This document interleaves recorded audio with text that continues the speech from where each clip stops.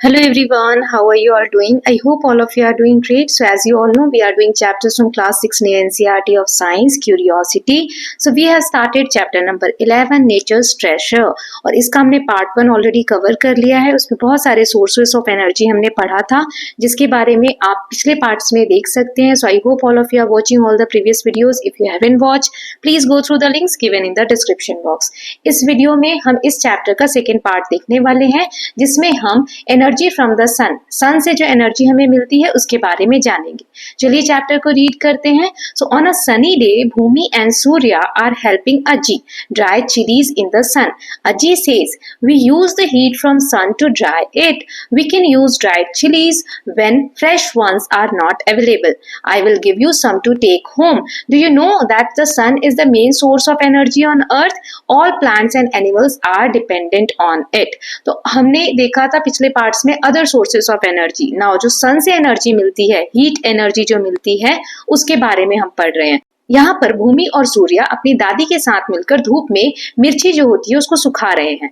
अजी बताती है जब फ्रेश मिर्ची हमारे पास नहीं होती है तो सूखी हुई मिर्ची हम यूज करते हैं खाना बनाने के प्रोसेस में, राइट. अब मिर्ची को सुखाने के लिए हम धूप का यूज कर रहे हैं. तो फिर दादी यहाँ बताती हैं कि सन जो है वो मेन सोर्स ऑफ एनर्जी है अर्थ के ऊपर. हमारी जो धरती है उस पे हीट सन की वजह से आती है. सभी प्लांट्स एनिमल्स जो हैं वो सन की एनर्जी पे डिपेंडेंट होते हैं. We use heat and light from the sun for various purpose. What are some of the activities for which we need heat and light? हम सन की जो एनर्जी है, हीट यानी जो गर्मी मिलती है सन से, रोशनी मिलती है जो सन से, उसके बहुत से यूज होते हैं. तो हमें कुछ ऐसे यूज बताने हैं. सो भूमि draws some pictures to show the uses of heat and light from the sun. Help her by adding more examples. Draw the pictures and write their descriptions in the space provided. So यहाँ हमें space दिया गया है. यहाँ पर कुछ pictures हमें draw करके बतानी है कि सन का हम क्या यूज कर सकते हैं. जैसे यहाँ पे दिया हुआ है, सन के हेल्प से प्लांट अपना खाना बनाते हैं, हम कपड़े सुखाते हैं. ऐसी एक एग्जांपल में यहाँ दे रही हूँ, सोलर पैनल्स. इस तरीके के पैनल्स होते हैं जिसको हम सन एनर्जी से रिचार्ज करते हैं. और जब अंधेरा होता है, जब सन की एनर्जी हमारे पास नहीं होती है, उस वक्त इन सोलर एनर्जी से हम लाइट्स का यूज करते हैं, लाइट्स जनरेट करते हैं. ओके, सो ये एक यूज है. आपको और यूजेस बताने हैं. Now one afternoon Bhoomi and Surya pass by the field near Aji's house, where they see a cow grazing the grass. They talk about the sun being the main source of energy. Read the conversation carefully and answer. एक दोपहर की बात है, भूमि और Surya field में यानी खेत के आसपास घूम रहे थे जो अज्जी के घर के आसपास है. उन्होंने देखा कि एक गाय जो है वो खेत में घास चर रही है, घास खा रही है. और हमने ये भी पढ़ा अभी तुरंत कि सन जो है वो इंपॉर्टेंट सोर्स ऑफ एनर्जी है. तो उनकी क्या क्या कन्वर्सेशन हुई है, बातचीत हुई है, उसके बारे में आगे दिया है, पढ़ते हैं. सो जैसे यहाँ भूमि कह रही है, look at this cow, it is grazing the grass and getting energy from it. ये जो गाय है घास खा रही है, इस घास को खाने से गाय को एनर्जी मिल रही है. नाउ यहाँ पर सूर्य बोलता है, no I think this cow is getting energy from the sun. Surya कहता है कि नहीं, मुझे तो लगता है घास से नहीं, इस गाय को जो एनर्जी मिल रही है वो सूर्य से यानी सन से मिल रही है. तो फिर भूमि कहती है, the cow is standing in the sun but it doesn't mean that it is getting energy from the sun. गाय ठीक है धूप में खड़ी है, लेकिन इसका ये मतलब नहीं है कि उसको सूरज से जो एनर्जी आ रही है, धूप आ रही है, वो उसको एनर्जी दे रही है. Again Surya is saying the cow is eating grass. गाय घास खा रही है. Grass leaves need sunlight to grow. Grass जो है, घास जो है, उसको उगने के लिए सूरज की रोशनी चाहिए. So the main source of energy is the सन.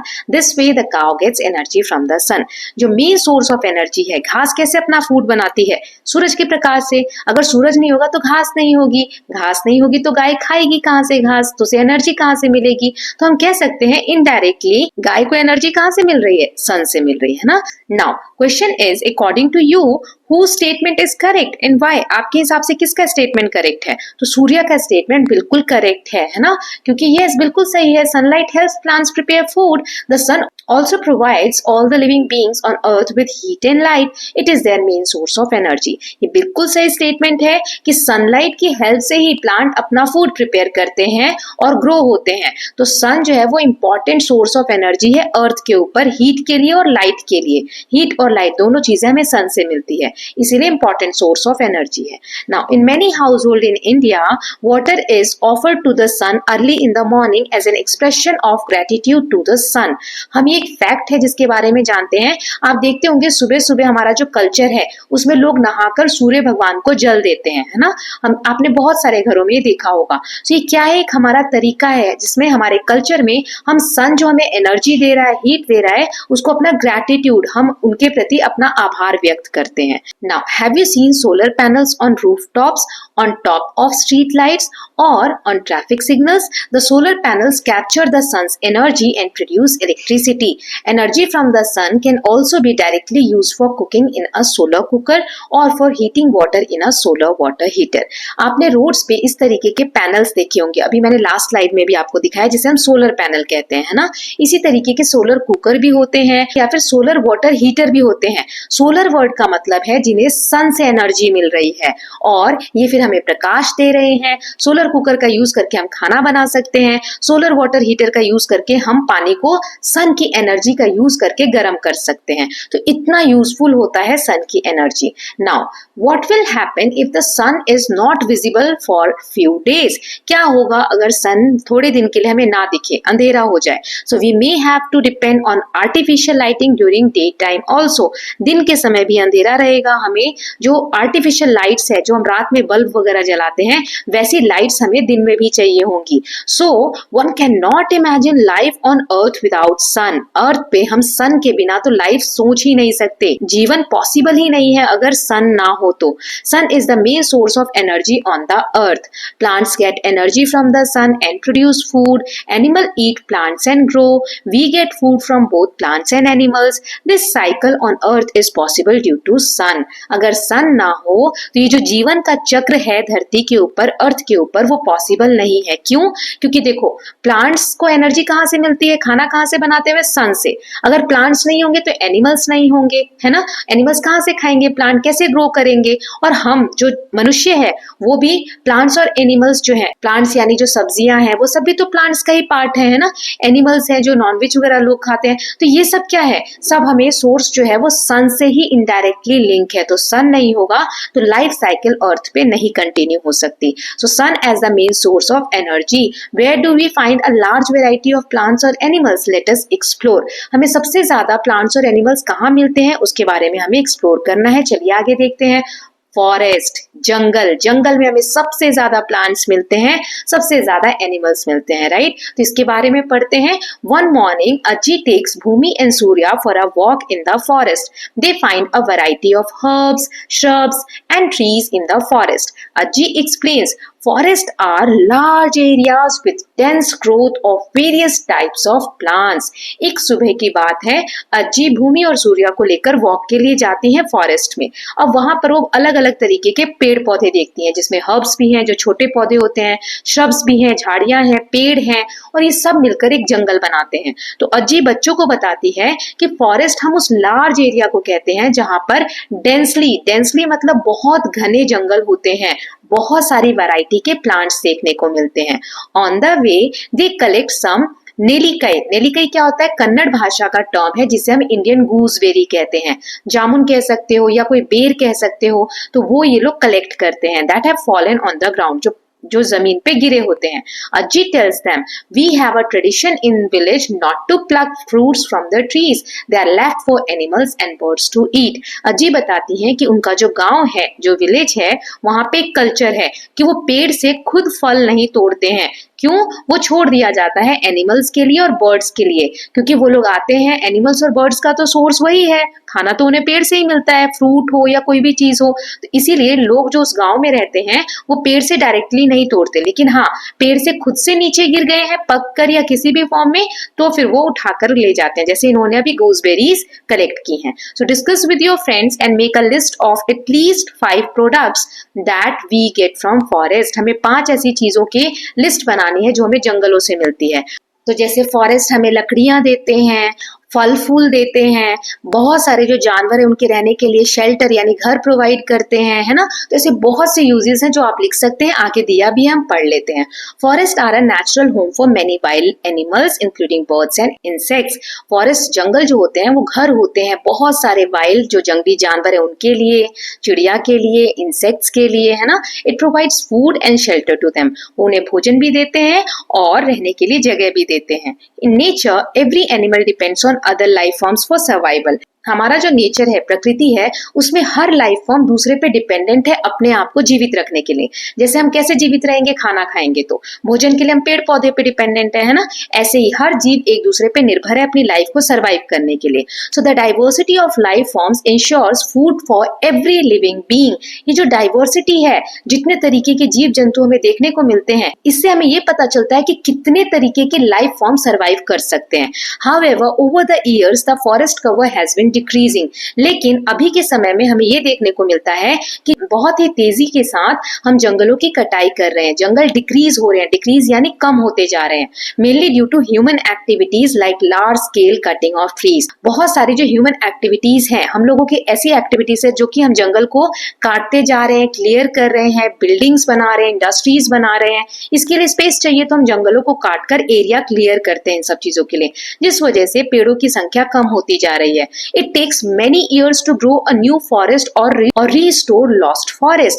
आपको पता है एक पेड़ काटने में तो कुछ ही मिनट्स का समय लगता है, लेकिन वही एक पेड़ को अगर रीग्रो करना हो, जंगल को रीस्टोर करना हो, मैं तो एक पेड़ की बात कर रही हूँ, अगर जंगल को दोबारा से लगाना हो तो बहुत सारे साल लगते हैं। इसीलिए जिस स्पीड में हम जंगल को काट रहे हैं उस स्पीड से हम प्लांट्स नहीं लगा रहे हैं।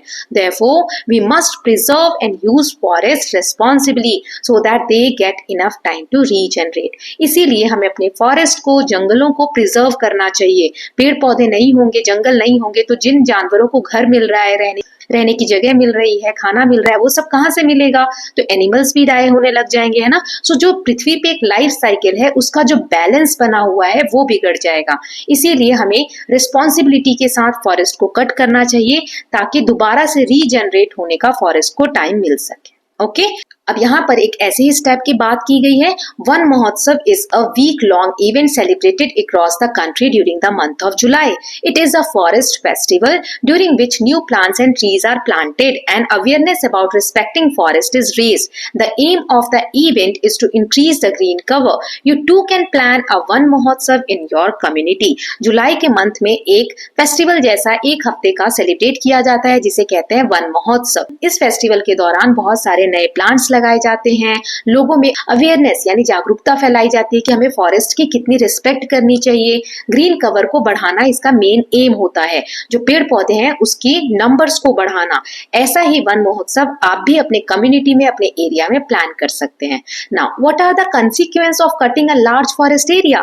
Make a presentation or do a role play or write a story or a poem that shows what could happen if we continue to cut down trees in our forest। अभी मैंने आपको बताया कि अगर हम जंगलों को फटाफट जल्दी जल्दी काटेंगे तो उसके क्या कॉन्सिक्वेंसेस हो सकते हैं, क्या नुकसान हो सकते हैं। इसके ऊपर आप कोई छोटी सी पोएम बना सकते हैं, कोई स्टोरी बना सकते हैं, कोई रोल प्ले कर सकते हैं। जैसे हम करते हैं ना, एक्टिंग करके एक नाटक क्रिएट करते हैं, ऐसा कुछ अपने स्कूल में आप प्रिपेयर करके और एक्ट कर सकते हैं प्ले को, राइट। तो ये आपको खुद ही करना है। Now let's see the next. Do you know, यहाँ एक फैक्ट दिया हुआ है। So from ancient times India had a tradition of respecting, protecting and preserving forest. प्राचीन समय से ही भारत में ऐसा कल्चर रहा है कि हम जंगलों को प्रोटेक्ट करते हैं। You have already learned about sacred grooves in the chapter diversity in living world.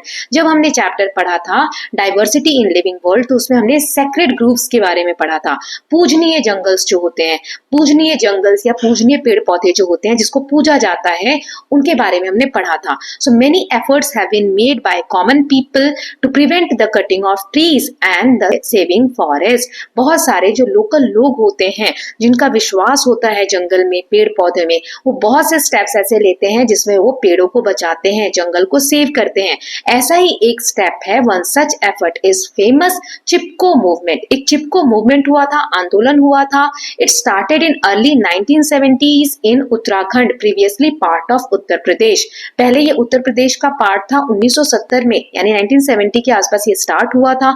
Local women actively participate participated in this movement. They encircled and hugged the trees to protect them from being felled.